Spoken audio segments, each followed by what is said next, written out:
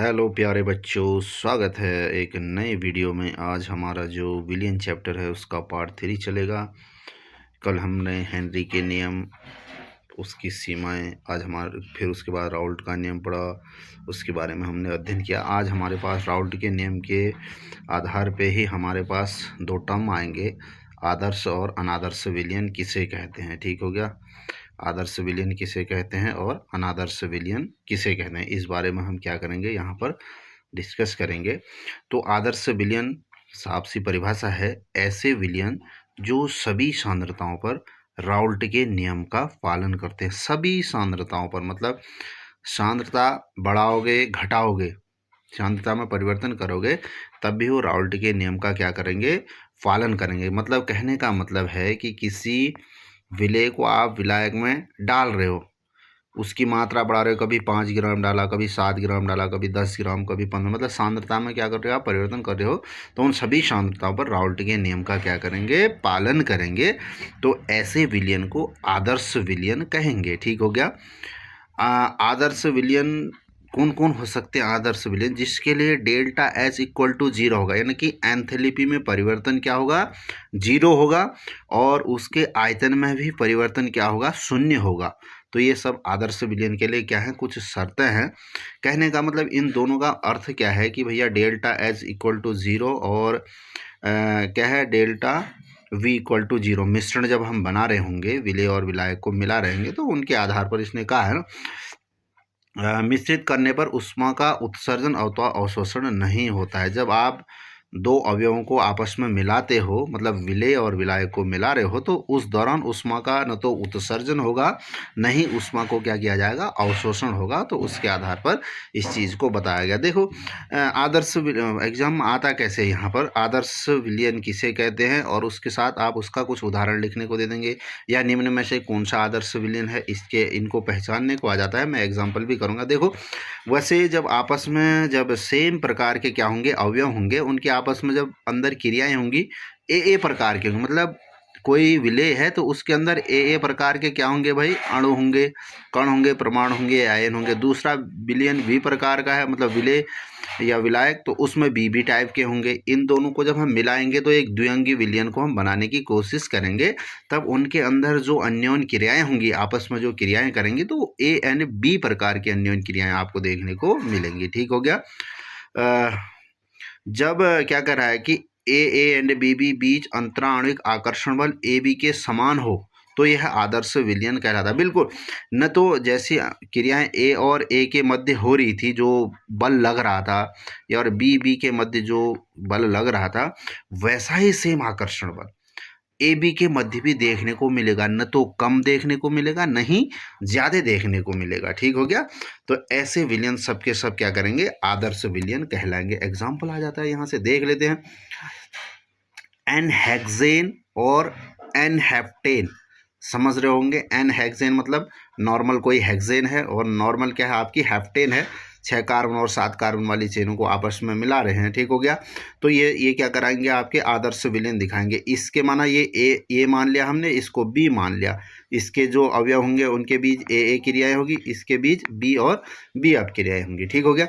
दूसरा है, इसी का एग्जाम्पल है, ये एग्जाम्पल पूछे जाते हैं। ठीक है। दूसरा एग्जाम्पल है ब्रोमोइथेन, ब्रोमोइथेन और chloroethane. Bromoethane means C2H5 Br, दूसरा हो जाएगा C2H5 क्या हो गया, Cl। ये भी आदर्श विलियन की तरह बिहेव करेंगे, दोनों को आपस में मिलाएंगे। तथा बेंजीन और टॉल्विन, बेंजीन क्या होगी, C6H6, टॉल्विन क्या हो जाएगी, C6H5CH3 हो जाएगी। तो ये तमाम सारे सबके सब आपके किस विलियन की तरह व्यवहार कर रहे हैं बच्चों, आदर्श विलियन की तरह व्यवहार करेंगे। तो इतनी ये एग्जाम्पल आपको क्या कर लेना है भैया, ध्यान में रखना है इन एग्जाम्पलों को। तो इन एग्जाम्पलों को ध्यान में रखेंगे। ठीक हो गया। ये वाला हो गया, तो इधर से ये वाला हो गया। ये सारे एग्जाम्पल आपको अपने दिमाग में रखने पड़ेंगे। ठीक है।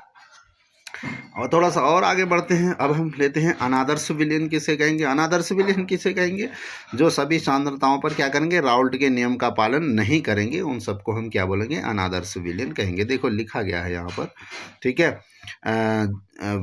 वे सभी विलियन मतलब जब कोई विलियन सभी सांद्रताओं पर राउल्ट के नियम का पालन नहीं करता है, क्या कहलाता है वो, अनादर्श विलियन। अनाज्ञाकारी जिसको आप कह सकते हैं, नॉन आइडियल है ये, ठीक हो गया। तो यहाँ पर भी अब यहाँ पर इसको दो प्रकार से हमने समझाने की कोशिश कर रहे हैं हम आपको। एक होता है पॉजिटिव डिविएशन से किसे कहते हैं, धनात्मक विचलन किसे कहते हैं, दूसरा होता है ऋणात्मक विचलन किसे कहते हैं। सांद्रताओं के आधार पर ही इसको दो प्रकार में हमने बांटा गया है, ठीक हो गया। अगर किसी विलयन का वाष्प दाब मतलब जो हमने एक प्रिडिक्टेशन किया है, जो हमने माना है कैसे उसके बारे में भविष्यवाणी की, वैसा नहीं हो रहा है, या तो उससे उस वाष्प दाब से या तो अधिक हो जा रहा है या कम हो जा रहा है। यदि अधिक होता है तो क्या हो जाएगा, विलयन धनात्मक होगा। अगर कम होता है तो विलयन क्या हो जाएगा, ऋणात्मक हो जाएगा। जो हमने प्रिडिक्टेशन कर रखी है उससे उसके जो क्या है वाष्प दाब में कमी या बढ़ोतरी हो रही है, ज़्यादा हो रहा है तो धनात्मक विचलन हो जाएगा, और कम हो जाएगा तो क्या हो जाएगा, आपका ऋणात्मक विचलन हो जाएगा, ठीक हो गया। तो ये चीज़ हो जाएगी। इस पर भी हमारे पास एग्जाम्पल आते हैं। हमें मोस्टली हमें फोकस करना है किस पे, जो हमारे एग्जाम्पल्स होंगे उस पर हम क्या करेंगे, फोकस करेंगे, ठीक हो गया। तो यहाँ पर देखिए धनात्मक विचलन किसे, उधर सीधे मैं एग्जाम्पल पे चलना, क्योंकि एनसीईआरटी क्विक रिवीजन हमने एक चला रखा है यहाँ पर। तो धनात्मक विचलन किसे कहेंगे भैया, कौन कौन से धनात्मक विचलन दिखाते हैं, सीधे उस पर बात आते हैं। एथेनॉल एवं एसीटोन का मिश्रण क्या दिखाता है, धनात्मक विचलन दिखाता है। ये आपको लर्न करने पड़ेंगे। एथेनॉल और एसीटोन का मिश्रण क्या दिखाता है, आपका पॉजिटिव डिविएशन शो करता है। और ये लिखा है ना, फिर ये आप इसको स्टडी कर लेंगे जो जो चीज़ें लिखी है। मैं तो सीधे एग्जाम्पल पे बात करना चाह रहा हूँ, ठीक है। ये हो जाएगी। दूसरा फिर से और क्या है, एक एग्जाम्पल यहाँ पर है, कार्बन डाइसल्फाइड को एसीटोन में मिलाने पर बने विलयन में विलेय विलायक अणुओं के मध्य ध्रुवीय अन्योन क्रिया विलयन विलायक, मतलब ये भी क्या है, कार्बन डाइसल्फाइड और एसीटोन, ये भी आपका एग्जाम्पल किसका है, धनात्मक विचलन का हो गया, ठीक हो गया। अब हम एग्जाम्पल लेते हैं किसका, ऋणात्मक विचलन के। ऋणात्मक विचलन के एग्जाम्पल आपके पास क्या क्या हो जाएंगे, ऋणात्मक विचलन के एग्जाम्पल हैं जैसे क्लोरोफॉर्म और एसीटोन का मिश्रण आपका ऋणात्मक विचलन दिखाता है। मतलब हमने जो प्रिडिक्टेशन कर रखी है उससे उसके वाष्प दाब हमको कम मिल रहा है, तो इसलिए ये ऋणात्मक विचलन दिखाएंगे। ओके, के लिए हो गया, लिखा है ऋणात्मक विचलन दर्शाते हैं। और कोई एग्जाम्पल इसके पास, इसके लिए और कोई एग्जाम्पल, हाइड्रोजन बंधु बनता है, ये तो उसी के बारे में लिख रखा। आप इसके, हाँ एक यहाँ पर है फिनॉल और एनिलीन का मिश्रण, फिनॉल और एनिलीन का मिश्रण भी, एनिलीन के, हाँ ठीक होगा, फिनॉल और एनिलीन के मिश्रण भी क्या दिखाते हैं, आपके ऋणात्मक विचलन को शो करता है। दो एग्जाम्पल आप लिख लेंगे, आपके बोर्ड एग्जाम के लिए बहुत महत्वपूर्ण है, आप इस चीज़ का ध्यान रखेंगे, ठीक हो गया। अब हमारे पास बहुत ही महत्वपूर्ण टॉपिक आता है। टॉपिक का नाम क्या है, कॉलिगेटिव प्रॉपर्टी या अणुसंख्य गुणधर्म। अणुसंख्य गुणधर्म किसे कहेंगे, उस किसी भी विलयन की रासायनिक प्रकृति पर तो वो चीज़ निर्भर नहीं करेगी, उसके अणु की संख्या पर क्या करेगी, वो चीज़ निर्भर करेगी, ठीक हो गया। हम इसको कैसे, एक थोड़ा सा मैं सरल परिभाषा में आपको समझाना चाहता हूँ। जैसे है कि किसी विलयन का वह गुणधर्म जो कि अणु की संख्या पर निर्भर नहीं करता है, किसी भी विलयन का, जैसे हमने विलेय क्या लिया, हमने विलेय प्लस विलायक बनाया हमने, तो कोई विलयन विलेय प्लस विलायक मिला करके किसी विलयन को बनाया, तो ये विलयन क्या होगा भैया, इसकी प्रकृति पर निर्भर नहीं करेगा, इनके अणु की संख्या पर क्या करेगा, निर्भर करेगा। तो ऐसे प्रॉपर्टी को हम क्या कहेंगे, अणुसंख्य गुणधर्म कहेंगे। या दूसरी परिभाषा आप इसमें और जोड़ सकते हो, आप कह सकते हो कि विलयनों के वे गुण जो विलयन के निश्चित आयतन में, विलयनों के वो गुण जो विलयन के निश्चित आयतनों में उपस्थित विलेय के कणों, विलेय के कण क्या हो सकते हैं, आपका परमाणु हो सकता है, अणु हो सकता है, आपका क्या हो सकता है, आयन हो सकता है, ठीक है। तो इन सब पर क्या करेगा, निर्भर करता है, न कि जो आपका क्या है विलेय है उसकी रासायनिक प्रकृति पर निर्भर नहीं करेगा। अब विलयन जितना क्या होगा भैया, जितना विलेय को मिलाएंगे उतना ही फ्लैक्चुएशन आपको देखने को मिलेगा।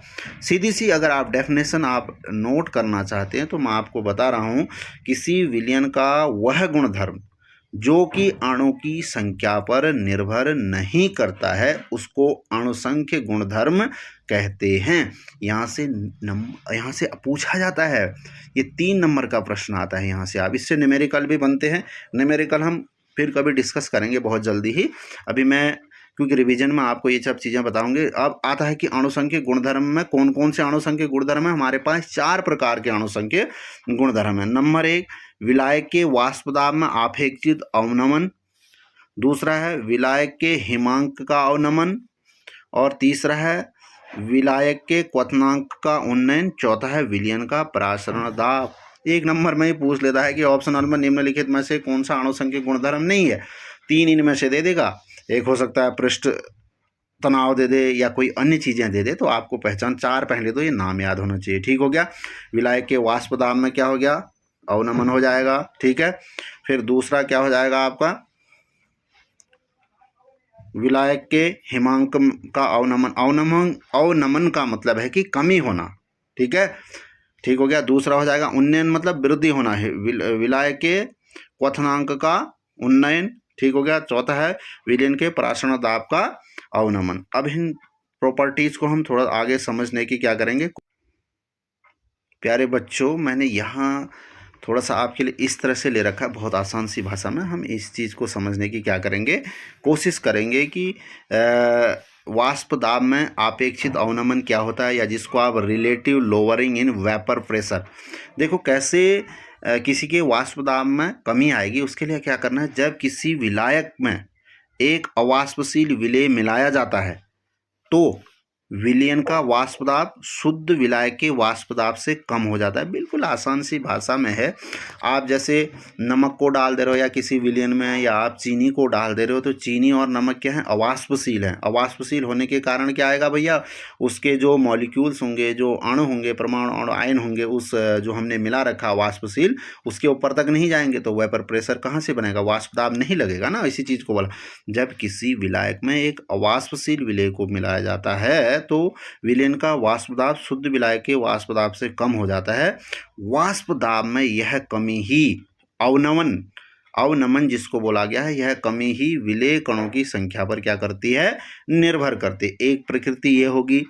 मैंने बहुत आसान सी भाषा में इसको समझाने की कोशिश की। दूसरा है क्वथनांक का उन्नयन मतलब वृद्धि। क्वथनांक में वृद्धि कैसे होगी, अब देखो उसी प्रोसेस को आगे कर रहे हैं। विलायक में अवाष्पशील विलेय मिलाने पर विलयन का क्वथनांक शुद्ध विलायक के क्वथनांक से अधिक हो जाएगा। बिल्कुल भैया, अशुद्धियां मिलाने से क्वथनांक में क्या हो जा रही है, वृद्धि हो जा रही है। ठीक है। क्वथनांक में यह वृद्धि भी विलेय के कणों की संख्या पर निर्भर करती है। बिल्कुल भैया, विलेय के कणों की संख्या पर निर्भर करेगी। मैंने बताया था ना, पहले ही बता दिया मैंने, अगर विलेय के कणों की संख्या में अगर आप कम ज़्यादा करेंगे तो जरूर इन 4 प्रॉपर्टीज़ पर क्या पड़ेगा, असर पड़ेगा। ठीक हो गया। अगला हमारे पास टर्म है हिमांक का अवनमन। हिमांक का अवनमन मतलब फिर से हिमांक में आप क्या कर रहे हैं, कमी कर रहे हैं। Sorry, 1 minute. हिमांक में आप क्या कर रहे हैं, कमी कर रहे हैं। तो हिमांक का क्या हो जाएगा, अवनमन हो जाएगा। हिमांक में अवनमन करने का मतलब डिप्रेशन ऑफ फ्रीजिंग पॉइंट। अब वही फिर प्रोसेस वही चल रही है, अवाष्पशील को ही मिला रहे हैं किसी विलायक में। विलायक में अवाष्पशील विलेय मिलाने पर विलयन का हिमांक शुद्ध विलायक के हिमांक से कम हो जाता है। बिल्कुल भैया, फ्रीजिंग पॉइंट क्या हो जाएगा आपका, लो हो जाएगा। हिमांक में यह कमी भी क्या कहलाती है, अणुसंख्यिक गुणधर्म कहलाती है, अणु की संख्या पर निर्भर करती है। चौथा है आपके पास परासरण दाब से बहुत प्रश्न आपके एग्जाम में पूछे जाते हैं। ठीक हो गया। परासरण दाब किसे कहते हैं, या ऑस्मोटिक प्रेशर किसे बोला जाता है। यह वह दाब है जो एक अर्धपारगम्य झिल्ली को क्या बोलेंगे, सेमी परमेबल मेम्ब्रेन के माध्यम से विलायक के अणु के प्रवाह को रोकने के लिए आवश्यक होती है। यह सीधे तौर पर विलयन में विलेय कणों को मोलर सांद्रता के समानुपाती होती है। क्लियर हो गया।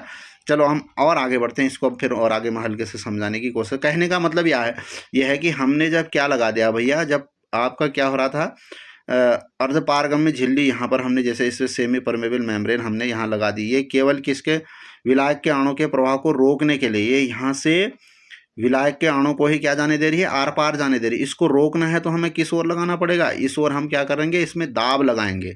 ठीक है, प्रासरण दाब मतलब उस चीज़ को बचाने के लिए हमने दाब लगाया। दाब लगाएंगे तो यहाँ जो है विलायक के जो कण यहाँ को आ रहे थे वो नहीं आ पाएंगे। इसी को आप क्या बोलोगे, प्रासरण दाब आप बोलेंगे। ठीक, तो प्यारे बच्चों, हमने इन 4 प्रॉपर्टीज को बहुत आसान सी भाषा में समझने, क्योंकि डेफिनेशन आपको मोस्टली आ जाती है कि अणुसंघ के गुणधर्म किसे कहते हैं, इसके क्या प्रकार हैं, तो उनको मैंने बता दिया है। उन चारों को आप क्या कर लेंगे, नोट कर लेंगे, और मैंने बता दिया उस चीज़ को। फिर और आगे बढ़ते हैं यहाँ से। ठीक है, कभी कभी क्या आ जाता है, अणुसंघ के गुणधर्म किसे कहते हैं, तो एक न्यूमेरिकल आपको उठा करके दे देगा। ठीक है, तो एक न्यूमेरिकल को हम थोड़ा सा हल्का सा फोकस करते हैं। ठीक है, इसके लिए न्यूमेरिकल के लिए हमने एग्जाम्पल यहाँ पर ले रखा है। देखो, पहले पढ़ लेता हूँ मैं इसको। किसी ताप पर शुद्ध बेंजीन का वाष्प दाब मतलब P0 आपको 0.850 बार और 0.5 ग्राम अवाष्पशील वैद्युत अपघट्य ठोस को 39.0 ग्राम बेंजीन मोलर, बेंजीन का मोलर द्रव्यमान कितना होता है, 78 ग्राम पर मोल है, में घोला गया है। प्राप्त विलयन का वाष्प दाब दिया गया है। ठोस का मोलर द्रव्यमान आपको ज्ञात करना है। तो ठोस का मोलर द्रव्यमान आपको M2 निकालना है। आपको M2 निकालना है तो आपके पास ये वाला फॉर्मूला इसमें पुटअप हो जाएगा।